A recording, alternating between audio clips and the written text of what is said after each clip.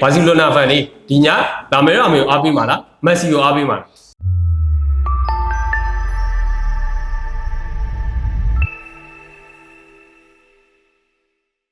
းကဲအားလုံးပဲမင်္ဂလာပါခင်ဗျာ The Soccer Speed ရဲ့ Forward Channel နဲ့ပြန်လည်ပြီးတော့ကြိုဆိုလိုက်ပါတယ်ဒီနေ့မှာတော့2026ကမ္ဘာဖလားရဲ့စိတ်ဝင်စားမှုအရှိဆုံး Final ပွဲစဉ်ကောင်းတစ်ခုဖြစ်တဲ့အာဂျင်တီးနားအသင်းနဲ့စပိန်အသင်းတို့ရဲ့ပွဲစဉ်ကိုကျွန်တော်ပွဲကြိုသုံးသက်ချက်ဖြစ်တင်ဆက်ပေးတော့ဖြစ်ပါတယ်ကျွန်တော်နဲ့အတူတူကြည့်လိုက်ကြအောင်ဗျာ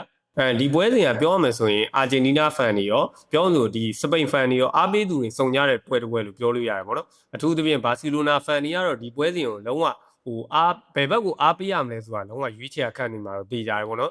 တစ်ဖက်မှာလည်းလီဂျန်ကြီးကျွန်တော်ဘာစီလိုနာရဲ့လီဂျန်ကြီးမက်ဆီရှိရယ်တစ်ဖက်မှာလည်းလာမာစီယာရဲ့အကယ်ဒမီတွေဖြစ်တဲ့လာမဲရာမဲပြောလို့ဒီကူဘာစီလိုလိုကစားသမားတွေရှိရယ်အဲ့တော့ဘာစီလိုနာဖန်တွေအတွက်ကတော့ဘယ်အသင်းကိုအားပေးမှာလဲဥမာဒီညမှာလီဂျန်ကြီးမက်ဆီကိုအားပေးမှာလားဥမာဒီလာမဲရာမဲလိုတက်သစ်ဆလူငယ်တွေကိုအားပေးမှာလားလုံးဝစဉ်းစားခန့်နေမှာတော့သိကြရဗျမက်ဆီနဲ့စပိန်ဆိုတာလည်းလုံးဝခွဲခြားလို့မရတဲ့ຢာတခုပေါ့နော်မက်ဆီကလည်းစပိန်မှာနှစ်တွေကြာကြီးကစားခဲ့နောက်ပြီးတော့ဒီနှစ်မှာလည်းမက်ဆီအနေနဲ့အကောင်းဆုံးစူးစမ်းကစားနေတော့တွေ့ရတယ်ပေါ့နော်ဒါကလည်းသူ့အတွက်နောက်ဆုံးကမ္ဘာဖလားဆိုတော့ဒါသူ့အတွက်ကတော့လုံးဝရှိသမျှအကုန်ထုတ်ပြီးကမ်းမဲ့အနေထားတွေပါတော့ရှိရပေါ့နော်တစ်ဖက်မှာကျွန်တော်ဒီအသင်းကြောင်းကိုပြန်ပြီးစမယ်ဆိုတော့စပိန်နဲ့အာဂျင်တီးနားကိုရှင်ပြီးကြည့်ရမယ်ဆိုရင်ဒီစပိန်ကပို့ပြီးတော့ဒီမီစနစ်ပိုင်းနဲ့ကစားကွက်ပိုင်းမှာအသာရနိုင်မယ်လို့ကျွန်တော်တို့လုံးဝယူဆမိရနောက်ပြီးတော့စပိန်ကိုတော်တော်များများထင်ကြတယ်ဒီနှစ်မှာတိတ်ပြီးမမှန်းကြဘူးပါကျွန်တော်ကတော့စပိန်ပွဲတွေတေချာသတိထားပြီးစောင့်ကြည့်ဖြစ်ဘာဖြစ်လို့လဲဆိုရင်စပိန်ကကစားကွက်ကိုတပွဲနဲ့တပွဲကိုထုတ်သုံးလာတဲ့ပုံစံတွေမတူဘူးနောက်ပြီးတော့စပိန်ကကစားကွက်ကိုအကုန်မထုတ်သုံးသေးရဲ့ပုံစံမျိုးနဲ့ကစားနေတော့တွေ့ရတယ်ဗောနော်အဲ့အချက်တွေကစပိန်ကိုဒီပွဲမှာလည်းဘလို့ပုံစံမျိုးနဲ့ကစားလာမလဲဆိုတာလည်းစိတ်ဝင်စားကြကောင်းတယ်တော်တော်များများတော့ဗျာဒီပွဲစဉ်မှာလာမဲရာမဲတို့မက်ဆီတို့ရဲ့ကစားပုံကိုစောင့်ကြည့်ခြင်းတယ်ဒါပေမဲ့ကျွန်တော်ကတော့အဲ့ဒီကစားသမားတွေတက်ဆိုင်ကျွန်တော်ကတော့ဒီစပိန်ရဲ့နောက်ခံလူအသက်19နှစ်ပဲရှိသေးရဲ့ဒီကူဘာစီကိုကျွန်တော်ပို့ပြီးတော့သဘောကျမိရဲ့ပို့ပြီးလဲစောင့်ကြည့်ခြင်းတယ်ဘာဖြစ်လို့လဲဆိုရင်ဒီကောင်လေးကအသက်တာ19နှစ်ဗျာစဉ်းစားကြည့်ဒီကမ္ဘာဖလားလိုပွဲစဉ်တွေမှာဆိုရင်လုံးဝတီတီငိမ့်နေကစားပြနေတာတော်တော်လေးချီးကျူးဖို့ကောင်းတယ်နောက်ပြီးတော့သူ့အသက်အရွယ်နဲ့ဒီလောက်ထိလုံးပြနိုင်တာလည်းအများကြီးချီးကျူးဖို့ကောင်းတယ်နောက်ပြီးတော့စပိန်မှာဆိုရင်ပြောလို့လက်ရှိမှာပြောလို့ဒီဘောလုံးပေးမှုအတိအကျဆုံးကစားသမားရိုဒီပေါ့နော်ရိုဒီပြီးွားရင်ဘောလုံးပေးမှုကြီးကြဆုံးကစားသမားကူဘာစီဖြစ်နေတယ်နောက်ပြီးတော့ကူဘာစီရဲ့သူ့ဘောတွေကလည်းအရန်ကောင်းတယ်ဒါအပြင်တစ်ဖက်မှာလည်းအာဂျင်တီးနားဘက်မှာမာတီနက်တို့ဘာလို့ရှိရပေါ့နော်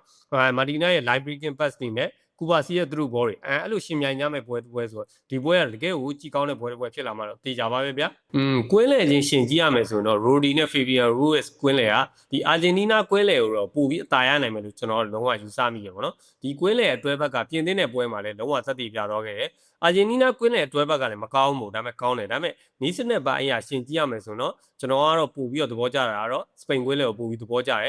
်နောက်ပြီးတော့ဒီစပိန်ကွင်းလေမှာရိုရီယာပေါ့နော်ဒီပြီးခဲ့တဲ့ပြင်သင်းတဲ့ပွဲမှာသူဘာလို့ရှူဘောလုံးရခဲ့လဲဆိုတာဒီပြင်သင်းတဲ့ပွဲမှာလုံးဝတက်တည်ပြတော့ခဲ့ပေါ့နော်တော်တော်များများကရိုဒီယိုကဘာလို့ရှူဘောလုံးရရလဲလို့မေးခဲ့ရင်ဒီပြင်သင်းတဲ့ပွဲသာပြန်ကြည့်လိုက်သူ့ရဲ့ထိန်းချုပ်မှုအောက်မှာပြင်သင်းတစ်သိန်းလုံးကလုံးဝကျဆင်းသွားတဲ့ပုံစံမျိုးတွေ့ရပါတော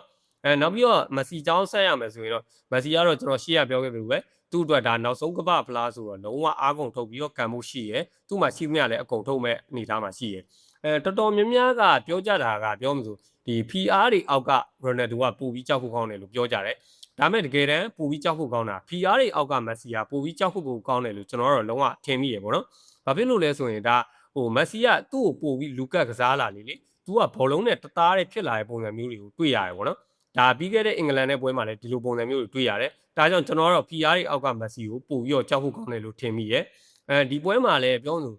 စပိန်ဘက်ကိုပြန်ပြီးကြည့်ရမယ်ဆိုရင်တော့တော်တော်များများဒီစပိန်မှာဆိုရင်လာမဲရာမဲတို့ဘာတို့အဓိကထားပြီးကြည့်နေကြတဲ့အချိန်မှာအဓိကအနေနဲ့စပိန်မှာနောက်ွယ်မှာတိုက်စစ်မှာကောင်းကောင်းကိုပံ့ပိုးပေးနေတာဒန်နီအိုလီမူလို့ပြောလို့ရတယ်ဒန်နီအိုလီမူရဲ့လောက်ွက်တွေကလည်းအတော်လေးရေးပါတယ်ချန်ကရီတက်တွေလည်းအများကြီးလုံနိုင်တယ်ကျွန်တော်ကတော့ဒီပွဲမှာဒန်နီအိုလီမူကိုအာဂျင်တီးနားအသင်းအနေနဲ့စောင့်ကြည့်ဖို့လိုရလို့ထင်တယ်ဘာဖြစ်လို့လဲဆိုလာမဲရာမဲတို့ကအာယုံဆိုင်နေတဲ့အချိန်မှာဒန်နီအိုလီမူလောက်ွက်တွေနဲ့အတူဒီမာရီနိုတို့ရဲ့လောက်ွက်တွေနဲ့အာဂျင်တီးနားနောက်တန်းအများကြီးဒုက္ခများသွားနိုင်တယ်ပေါ့နော်ကျွန်တော်ကတော့ဒီပွဲစဉ်ကိုကျွန်တော်တို့ The Soccer Speed ရဲ့ခံမှန်းရလက်အနေနဲ့ဆိုတော့ကျွန်တော်ကတော့စပိန်ဘက်ကိုပို့ပြီးအလေးတာမိရဲ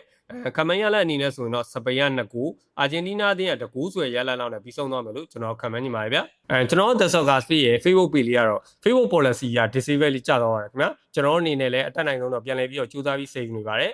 ်ကျွန်တော်တို့ The Soccer Speed ရဲ့ Facebook giveaway ပို့လေးအတွက်လည်း Facebook page ပြန်ရသည်ဖြစ်စေမရသည်ဖြစ်စေတမျိုးတစ်ပုံပြန်လည်စီစဉ်ပေးသွားရင်ဖြစ်တဲ့အကြောင်းအတည်ပြုပြပါစီခင်ဗျာ ကဲအခုလို့ပွဲကြို30ချက်ကောင်းလေးတွေအမြဲကြည့်ရှုနိုင်မှုဆိုရင်တော့ကျွန်တော်တဲ့ Soccer Speed ရဲ့ Football Channel ကို Like and Subscribe လုပ်ထားဖို့လည်းမမေ့ကြနဲ့တော့အားလုံးကျေးဇူးတင်ပါတယ်နောက်စီစဉ်တွေမှာပြန်တွေ့ကြမယ်